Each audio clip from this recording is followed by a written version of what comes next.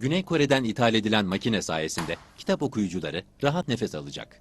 Sistem çok basit. Ultraviyole ışınlar kullanılıyor. Elektrostatik hava filtresi sayesinde içerisindeki tozları, mikropları ve bakterileri hapseder ve ortadan kaldırmaktadır. Su yok, temizlik maddesi yok. Gibi içerisinde 6 adet ultraviyole lambası var ve bunu kesinlikle evdeki deterjanlarla sağlamak mümkün değil.